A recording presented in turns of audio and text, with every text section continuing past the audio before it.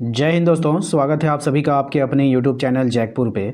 तो class 10th के कुछ ऐसे सवाल होंगे जो कि आप लोगों को पहले करना चाहिए।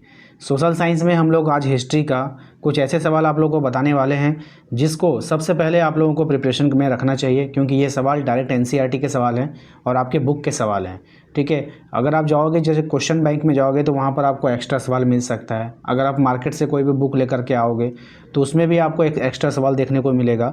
लेकिन यहाँ पर जो आज हम आपको बताने वाले हैं, चाहे आप कोई सा भी आंसर याद करो, अपने खुद का आंसर याद करो या फिर मेरे बताए गए इसको आंसर याद करो, लेकिन करना इसी को पहले है। ठीक है, क्योंकि ये सवाल आपके डायरेक्ट एनसीईआरटी से और इम्पॉर्टेंट है। तो आज के इस वीडियो में हम आपको बताएंगे कि यहाँ पर कुछ ऐसे वर्ड हैं जिनका आपको टिप्पणी लिखने के लिए एग्जाम में आता है। जैसे सबसे पहला आप यहाँ पर देख पा रहे हैं जुसेपे मैज़्ज़नी।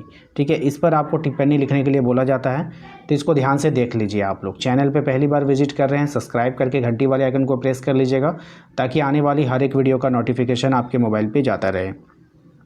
देखिए, सबसे पहले जो है हम लोग टिप्पणी लिखने के लिए आपको बोला जाएगा, जिसमें से पहला टिप्पणी है आपका जुसेपे मैज़्ज़नी का। ठीक है, यहाँ पे देखिए जुसेपे मैज़्ज़नी इटली का एक महान क्रांतिकारी था। मतलब तोड़ तोड़ करके याद करना है, तोड़ तोड़ करके आप लोग को लिखना है, पढ़ना है। उसका जन्म 1807 में जेनवा में हुआ था और वो कार्बोनारी के गुप्त संगठन का सदस्य भी था, जो 24 साल की अवस्था में लिगुरिया के क्रांति के लिए उसे बहिष्कृत कर दिया गया था।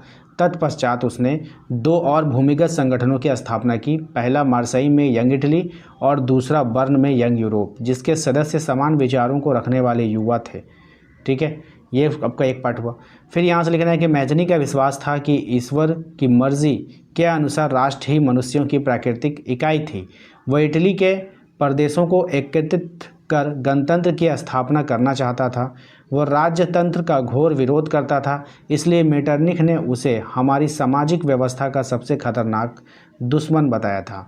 ठीक है, तो ये इसका आंसर हो गया। इसको अच्छे से आप लोग नोट कीजिए और अच्छे से तैयारी कीजिए, क्योंकि ये एनसीईआरटी के बुक का सवाल है। अगर आपके पास बुक होगा तो आप देख पा रहे होंगे, उसके फाइनल एक्सरसाइज में ये आपको मिल जाएगा।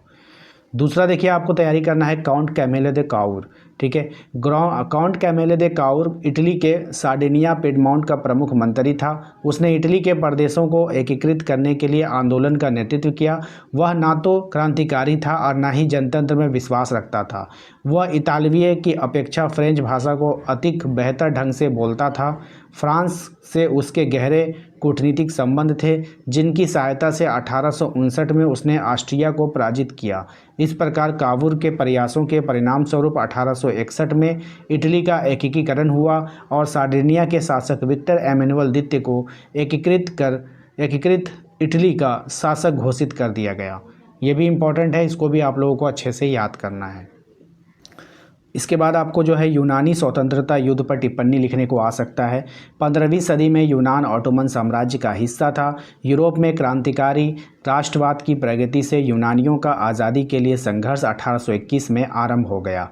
यूनान में राष्ट्रीयवादियों को निर्वासन में रहे यूनानियों के साथ पश्चिमी यूरोप के अन्य लोगों का समर्थन मिला, जो प्राचीन यूनानी संस्कृति के प्रति सहानुभूति रखते थे। कवियों और कलाकारों ने यूनान को यूरोपीय सभ्यता का पालन बताकर प्रशंसा की और मुस्लिम साम्राज्य के विरुद्ध यूनान के संघर्ष के लिए जनमत जुटाया।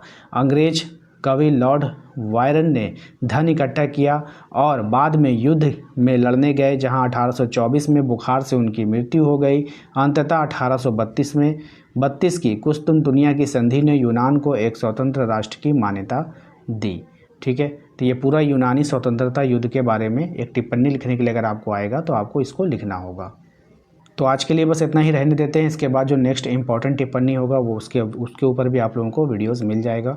तो वीडियो को लाइक करके चैनल को जरूर से जरूर सब्सक्राइब कर लीजिए। यदि आपने अभी तक हमारे व्हाट्सअप ग्रुप को ज्वाइन नहीं किया है तो हमारे दिए गए नंबर पर संपर्क करके आप अपने व्हाट्सअप ग्रुप को ज्वाइन कर सकते हैं। मिलते हैं नेक्स्ट अगले वीडियो में। Thank you.